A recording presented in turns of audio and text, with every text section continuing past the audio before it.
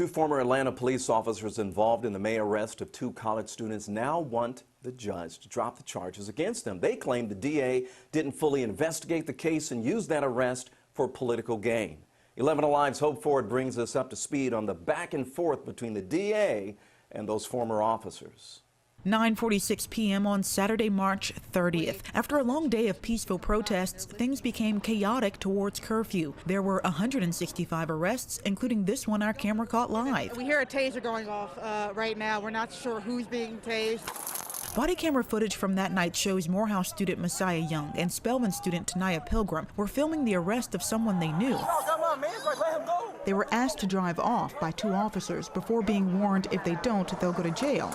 Eventually, an officer opens the door trying to pull Young from the car, who then drives off. After officers caught up with the car, you can hear someone yelling about a gun.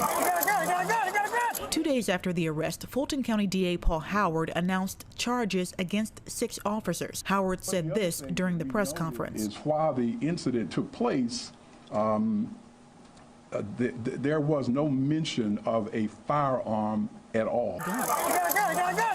Now, attorneys for former Atlanta officers Ivory and Mark Gardner filed a new motion on Monday, seeking to have them immune from prosecution. The motion stated the officers were acting in self-defense. Although APD confirmed a gun was never found in the student's car, 2 out of the 5 police reports claim a gun was seen or found. Another 2 say the officers heard someone yell gun. Streeter, who's suing, wrote, "I saw a firearm being removed by an officer." One of the law firms representing him tells us there was confusion on the scene due to gunshots constantly being fired in the area, movements of one of the passengers, and what he saw at the time. Gardner's statement says he also heard someone yell gun. Again, a gun was never found. A representative from Howard's office tells 11 Alive the police reports were not considered prior to charging the officers. Only the body camera footage and the victim statements from Young and Pilgrim. The new motions accuse Howard of failing to fully investigate the arrest before charging the officers, quote, just days prior to a primary election where he was receiving a very strong and very competent challenge.